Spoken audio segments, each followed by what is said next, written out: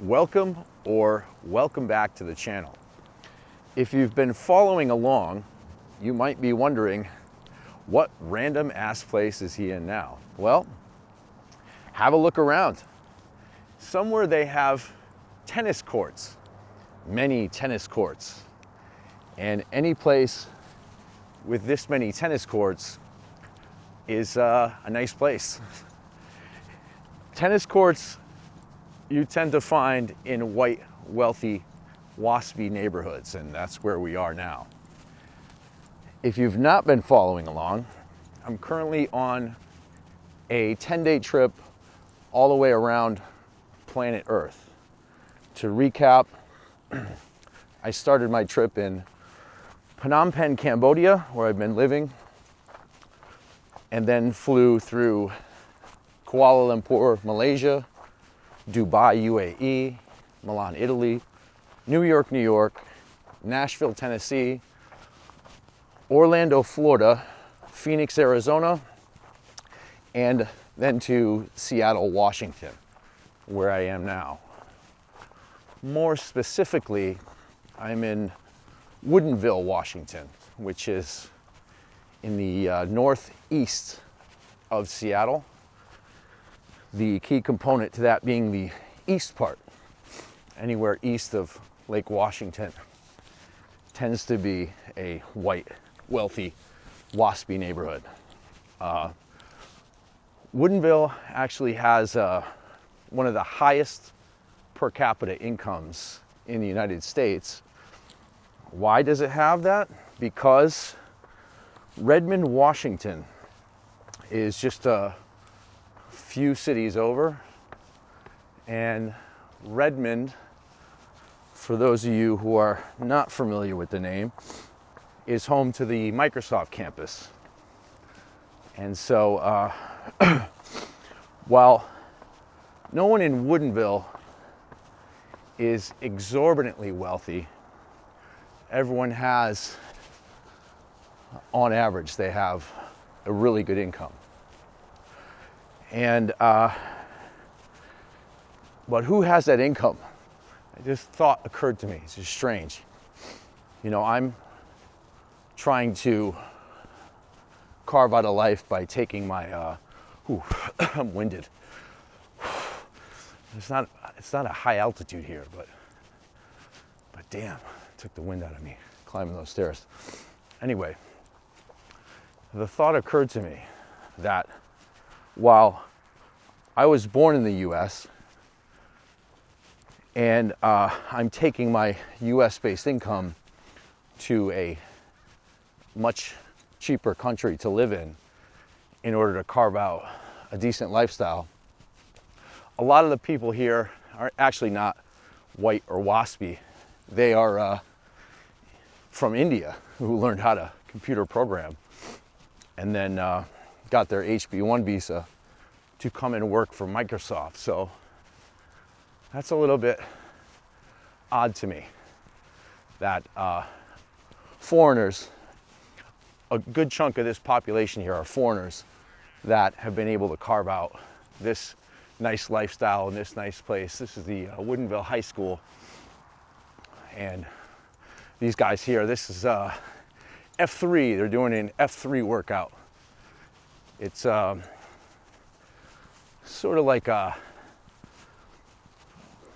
fight clubby kind of organization that they get together in different cities. I've done it with my brother a few times. It's a punishing workout that lasts either, I think they do 30-minute, 60-minute workouts, and you get up at the crack ass of dawn and one of the guys in the group organizes the time and place, usually at a school or something like this. And aside from the workout, the group has a set of values of like discipline and self-improvement, etc. You should check it out. It's totally not for me. I'm more of an independent kind of person. I do like the punishing workouts they do though. They're pretty rad. Anyway, yeah, so a lot of foreigners here carving out this nice lifestyle.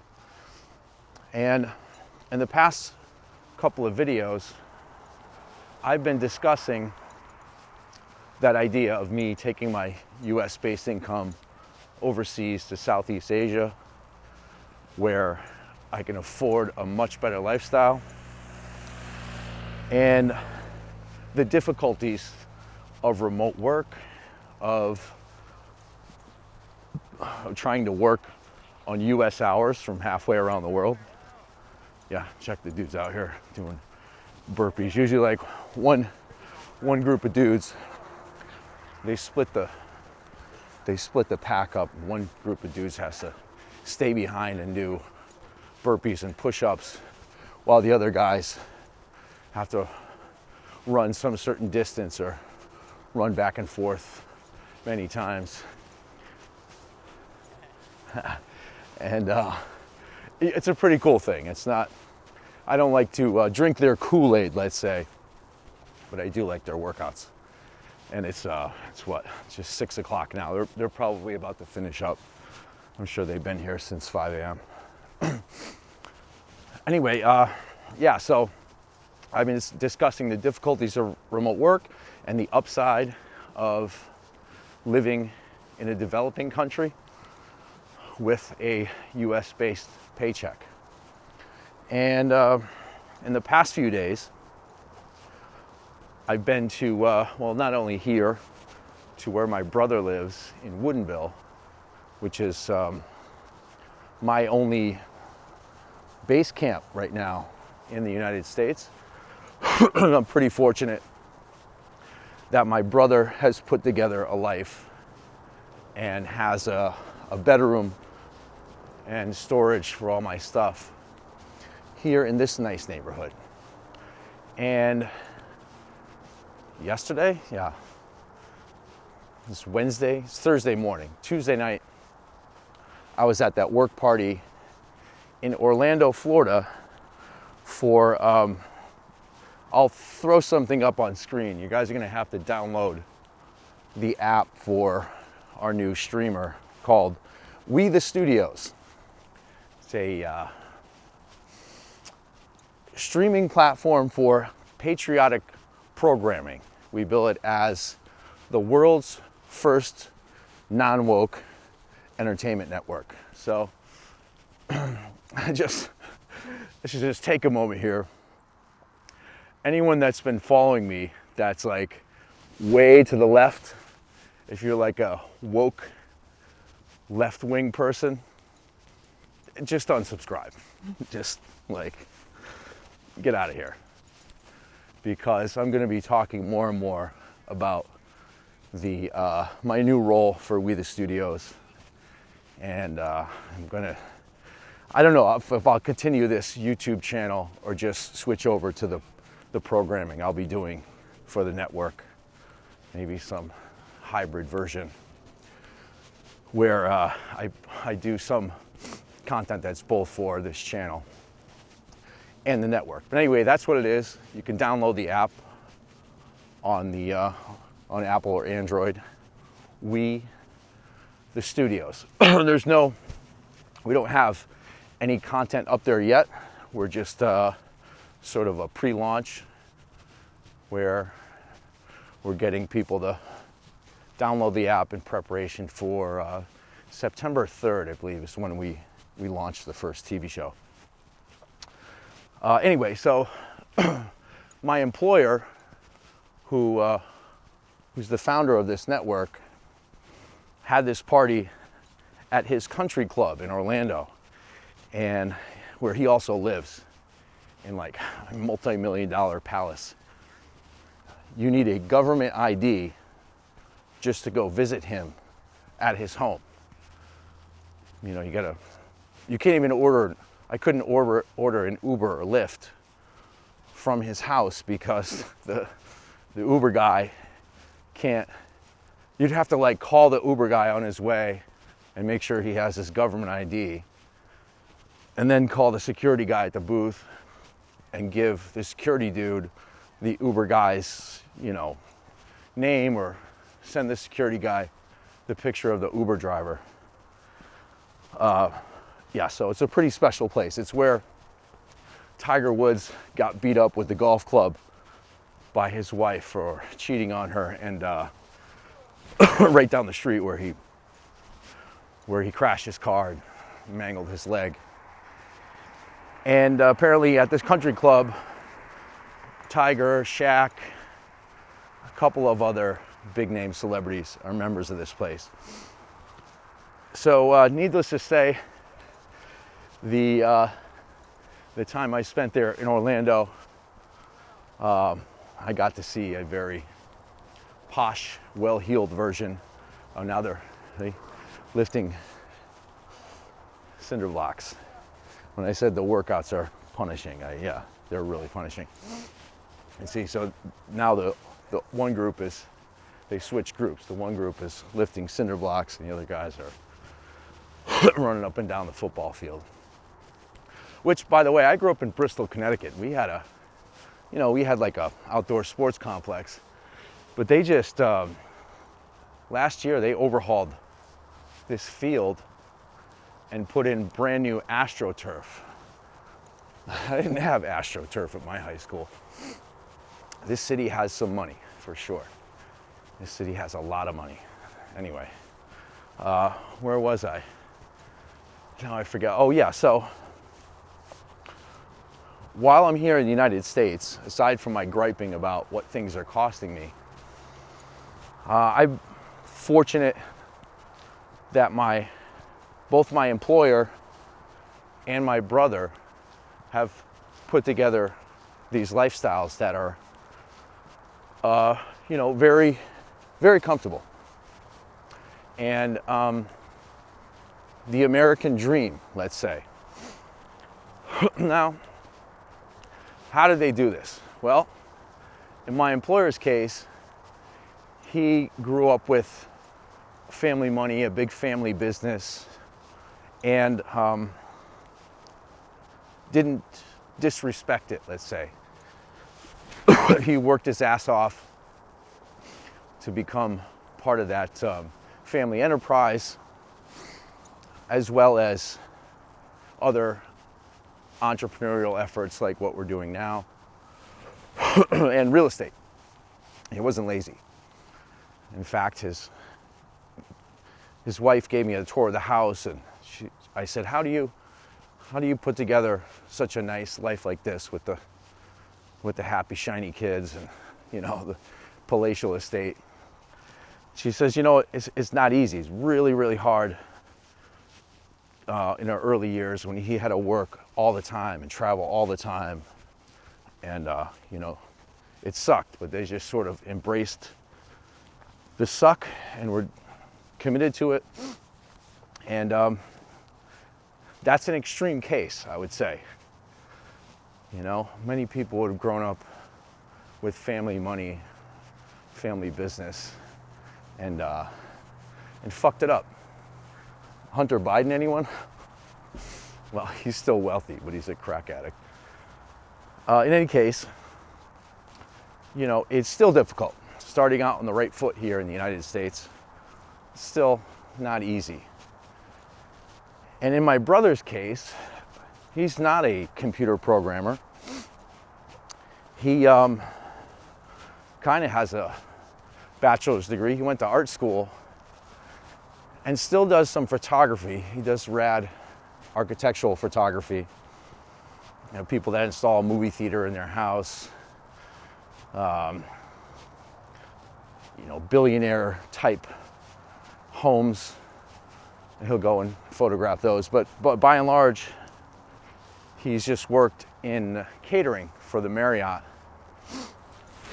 for a good 10 or more years now. And, a basic job that anyone who's hardworking and can show up on time and not screw up, that's what he's done. But my brother is extremely, extremely, extremely frugal. You'll not meet a person more frugal than my brother. One year, this is good.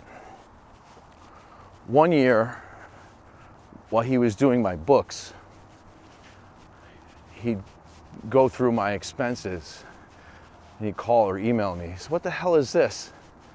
$2,560 at the Basement Cafe this year? What the hell is that? Oh yeah, I said, that's the cafe at the in the building where the production company I work at is. This Armenian dude, Arman, and his mother.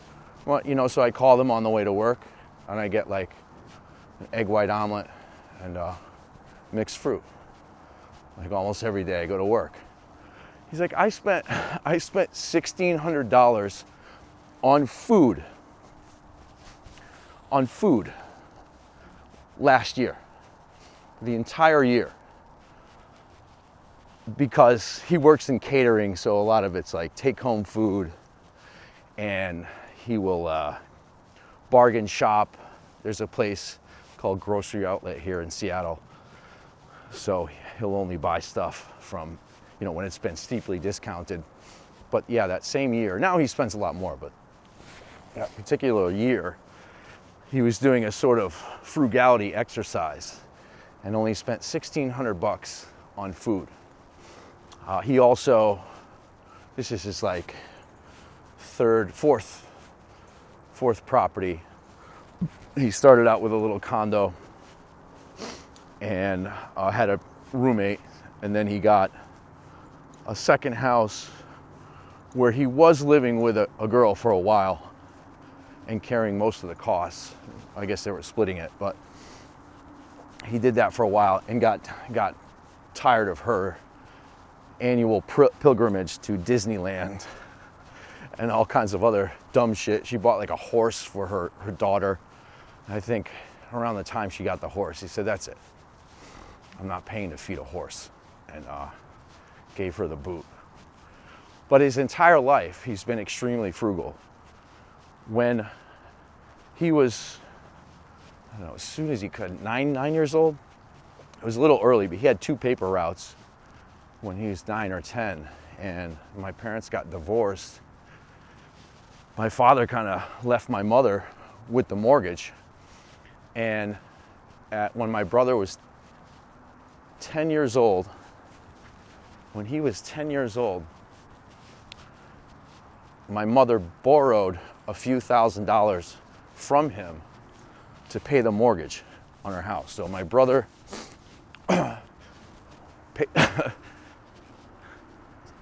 it's like amazing. He paid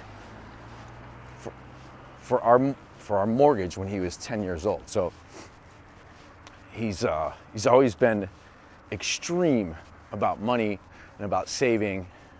He knew what yield curves were when he was delivering those papers when he was 10 or 11 years old. It was Paul Volcker era.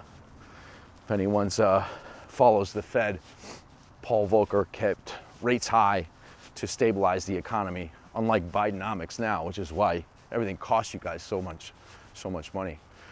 Paul Volcker ran the Fed. He kept rates high, and the upside of that, if you wanted to borrow money, that was a pain in your ass. But if you wanted to save money like my brother, rates were going like into the teens. So you could just get even your savings account or a CD would yield rates of like, I think they went as high as 15, 18%. I mean, it was astronomical. So my brother's been, we're gonna take a walk through the woods. I don't know how the lighting's gonna be. I'll show you another artifact of a community with money. They got this cool boardwalk through the woods here. And so both my brother and my employer are extreme cases. The other 2 people or families that I know that have a nice lifestyle like that is my sister, who I refer to as rich white sister, typical rich white sister. She's a pathologist. You know, she's got like, probably makes about $500,000 a year. And her husband inherited a windfall from his family's industrial farming enterprise. and both his dad and his grandfather passed away the same year. And so his inheritance came early, and they've got a really nice place in Del Mar, 3.5 acres in Del Mar, California. Look that up.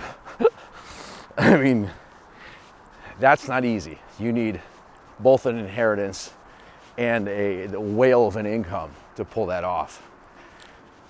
Another friend of mine, a guy I grew up with, he doesn't make a ton of money. He works as a truck driver, but his wife works in insurance, which she's done since like 25 years old. She's one of the top salespeople for a big insurance company. And she pulls down about $500,000 a year. And that's how they send kids to private school and take $17,000 vacations to Turks and Caicos.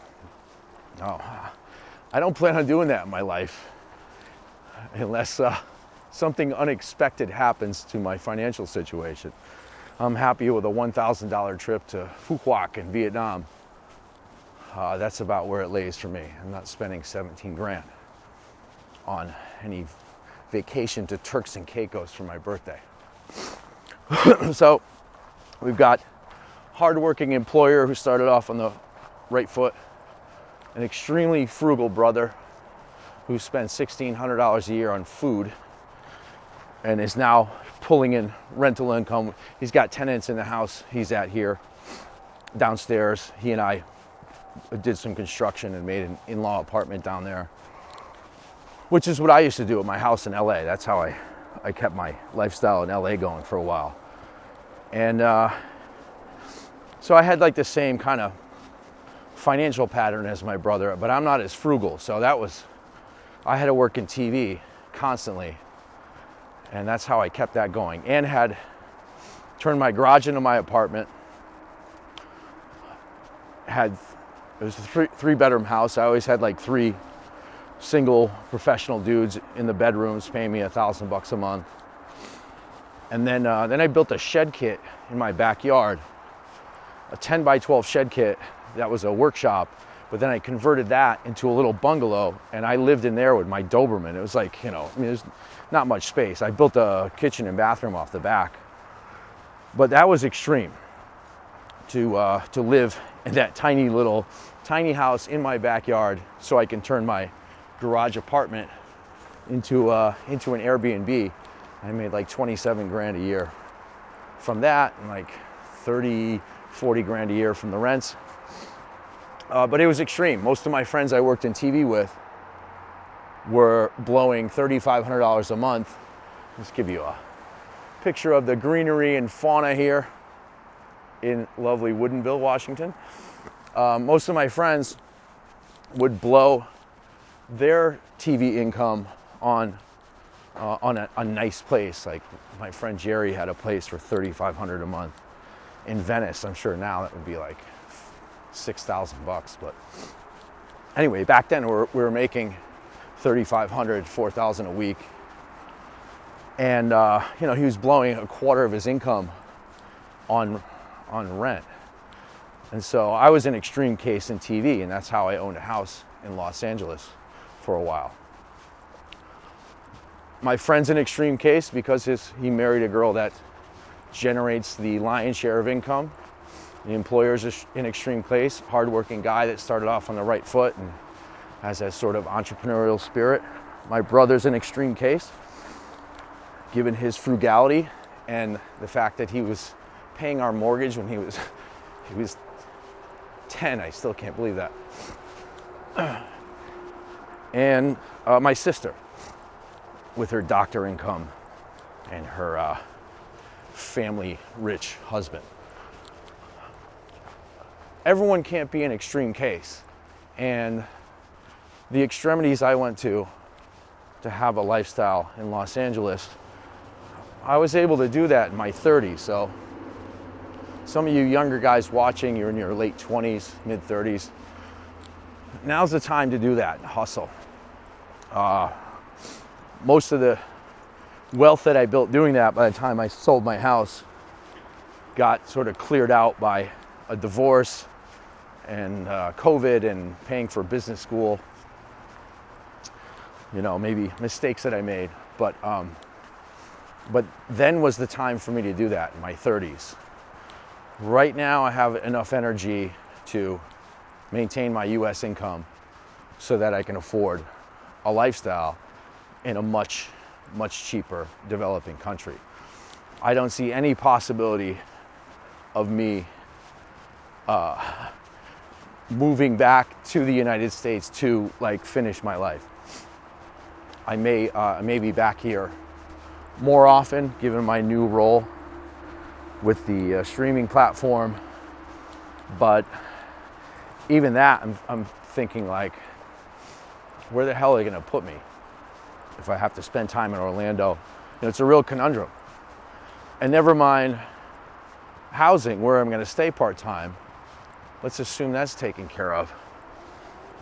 I'm just gonna get bled every day when I buy groceries or go out to the bar.